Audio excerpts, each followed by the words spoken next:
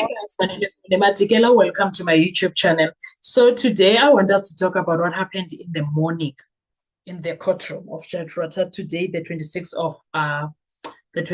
of February 2026. Okay.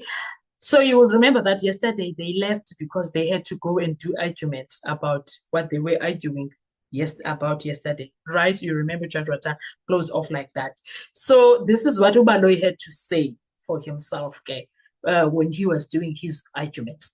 Yesterday in court, two issues were supposed to be minor, two issues were supposed to be routine, two issues were supposed to be technical. But what unfolded instead exposed confusion, contradiction, and a dangerous misunderstanding of evidence. And once again, the courtroom had to stop, right? It was the Standard Bank account controversy. Let's start with the first issue that brought proceedings to a standstill. The question was simple. Did the state furnish the defense with the Standard Bank account records? Yes or no? And standing at the center point of that debate was Advocate Ramusipile. The state response, they didn't argue emotionally. You know how Baloy is, right? They didn't speculate. They went straight to the record, Gesana, as they usually do. 13 May 2024, page 19, line 7. That's where Dr. Sibanda is on record saying something crucial. I will try my best to get the request information from the bank pilot. Why? Because at that stage, the last three digits of the account were unclear, okay? The bank, of course, is somewhere in Johannesburg that they went to. And the information was needed for one purpose only, to prepare for Section 205 subpoena.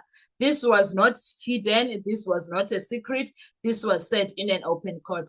And once the document was obtained, according to the state, it was shared with the defense, not to accuse, not to ambush, but to be procedurally fair.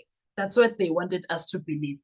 That's why the state made it clear yesterday, we are not casting any aspersions on anyone. We are placing the facts on record. You know how Baloy is. Now, the recharging question and why the court had to pause also. Now we move to the second issue, the one that forced the court to say, address us on this. The issue of recharging and more importantly, how cell phone evidence under Section 205 actually works. How Section 205 data really works. When the data is obtained under Section 205, it does not come as one simple document.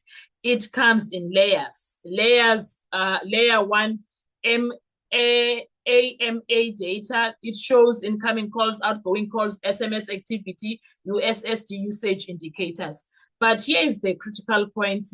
MAA data only tells you that USSD was used. It does not tell you what was done. Layer number 2, the USSD stream. This is where the truth lives. The USSD stream shows the exact transaction, the duration, the cell towers, the activity performed. Without the USSD stream, you are guessing. Without reading both together, you are misleading the court. That's why the state made this crystal clear again when they were busy with all of that. Trying to be, you know how. And then the MAA data and USSD stream must be read together. One without the other is incomplete evidence, of course. Now, he also spoke about how airtime purchase actually works. Now comes the part many people misunderstand. Purchasing airtime is not automatic, it is not accidental, and it is not passive. It requires two security layers. Security layer 1, the phone must be switched on, unlocked, actively used. And then the USSD banking access, no airtime, *130, *3279 hash. With airtime, *120, *3279 hash. A deliberate choice is then made. Security layer 2, the user must enter the personal PIN, authenticate the transaction. Only then and only then does airtime get purchased. This is intentional conduct, not background noise, okay? That's why it matters. It's because court had to pause for it. So Baloyi came with those arguments. And the USS usage alone proves nothing. Transactions require confirmation. Evidence must be read holistically, and that is exactly what the state says it has done. Okay? So let us be clear now. The bank document was obtained lawfully. It was shared with the defense according to Baloyi, but weirdly, when the defense requested exhibit number Dololo, they did not give it to them. They are saying that the cell phone evidence requires joint interpretation. Well, too many contradictions there. Okay, we can say a lot of things there. And then, and the court demanded clarity, not speculations, Kesan. This was not a technical delay. It was a courtroom demanding precision. This was procedure versus assumption. This was evidence being put on trial properly. But the question is, was it? And the question now is simple. Who truly understands the evidence and who is hoping the court doesn't? That is the question that we have currently when it comes to the entire situations. Do you understand? So Baloyi is sitting there with those arguments. That's what he argued, Kesan. That is exactly what he argued. I don't know about you, but I thought to myself, I hope the defense does nothing, and I hope they don't entertain any of that. That was just me. I felt like that. I was like, I hope they don't waste their time, because Oxalayo, these things don't help them in any shape, in any way, Gagate, because Judge Rata does what Judge Rata wants to do. He doesn't care how they feel about things. What do they want to do? He never cares about them. So why should they care? What you call ngokwenza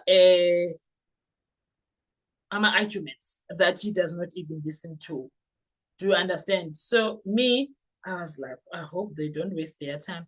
And lo behold, they did not. They did not, and I was very impressed with that. I won't even lie. I was very impressed with that. I was very impressed with that. Yeah, but anyway, what are your thoughts with everything that is happening? Let's talk in the comment section. What did you think about Baloyi's arguments? Did they make any sense to you? Did you even care? Because personally, I did not. I absolutely did not care. I couldn't care what he was saying because I knew he was lying. The only positive that came out of those arguments is that he never used the term petty matching. He stopped. We lost it the entire day. He did not use it. I was so impressed with that. Thank you. I'll see you on our next video. Bye-bye.